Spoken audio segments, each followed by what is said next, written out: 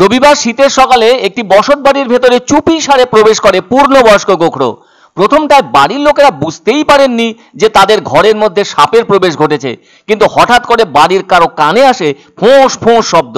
সেই শব্দ শুনে ঘরের দরজা থেকে সামনে উঁকি দিতেই ওই ফোঁস ফোঁস শব্দের বিষয়টি পরিষ্কার হয়ে যায়। এতে সকলেই ভীত সন্ত্রস্ত হয়ে ওঠেন।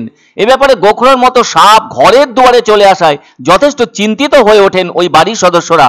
বারান্দার কাছে থাকা জেনারেটরের পাশেও দেখা যাচ্ছে সাপটিকে, আর সাপটি খুব একটা ছোট নয়। ঘরের দরজা বন্ধ রেখেও শান্তি পাচ্ছেন না তারা, কি কারণে সেটাও ভেবে উঠতে পারছেন না তারা। এমনিতেই এখন শীতের আমেজ শুরু হয়েছে, ফলে এই সময়টায় সাপেরা খাদ্য সংগ্রহ করতে থাকে। খাদ্য সংগ্রহ হয়ে গেলে শীতের সময়ে ওই পরিবেশের ভেতরে আড়ালে থেকে যায় সাপেরা। যাই হোক, এদিকে তো ঘরের সামনে ওই রকম একটি গোখরোর উপস্থিতিতে যথেষ্ট চিন্তায় পড়েন তারা। আর যেখানে এমন একটি ঘটনার ছবি স্পষ্ট হয়েছে, সেইটি হলো নদিয়া জেলার শান্তিপুর থানার অন্তর্গত সূত্রাগড় অঞ্চলের তামিলিপাড়া। আর যার বাড়িতে এমনটা ঘটেছে সেই গৃহকর্তার নাম চন্দন প্রামাণিক। তিনি জানান এই বাড়িটি নতুনভাবে তৈরি করেছেন। আর এদিন যেন একেবারে শিওরে কোন দূত এসে হাজির হলো সাত সকালে। ঘরের ভেতর থেকেই ফোনে ফোনে প্রতিবেশীদের কানে এক অদ্ভুত অতিথি আসার সংবাদ দিতেই তারাও দেখার জন্য ওই বাড়িতে এসে দূরত্ব বজায় রেখে ভিড় জমালেন। আবার ওই রকম একটি বড় চেহারার গোখরো দেখে অবাকও হলেন। বাড়ির মালিক আর কতক্ষণ অপেক্ষা করে থাকবেন ঘরবন্দি হয়ে সাপের কারণে? ফলে চন্দনবাবু বাধ্য হয়ে বন দপ্তরে খবর পাঠান, কিন্তু বন দপ্তরের আধিকারিকেরা জানান এই মুহূর্তে সাপ ধরার যে কর্মী তাদের অফিসে আছে তিনি অনুপস্থিত আছেন। ফলে ওখানে পৌঁছতে তাদের বেশ খানিকটা সময় লাগবে। শেষটায় কি আর করবেন, তাদের হাত গুটিয়ে বসে থাকা ছাড়া তো আর কোনো উপায় নেই।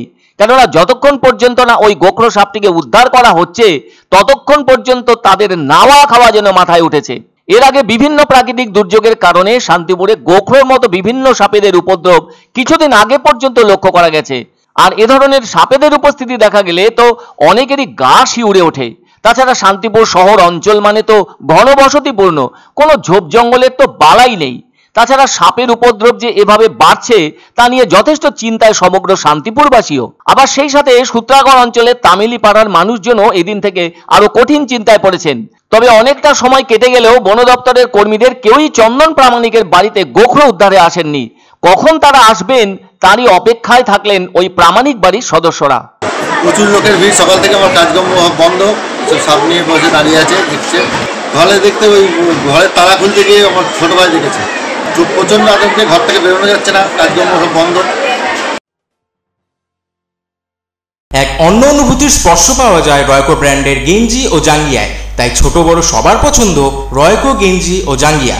প্রস্তুতকারক জয়মনি হোশিয়ারি, কলকাতা। আনন্দ সংবাদ, আনন্দ সংবাদ।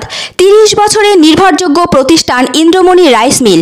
আমাদের কয়েকটি জনপ্রিয় ব্র্যান্ড হলো তাজ, বরলি, খুশি ইত্যাদি। আমাদের factory outlet CG trading company, Dinbazar, axis ব্যাংকের পাশে, জলপাইগুড়ি।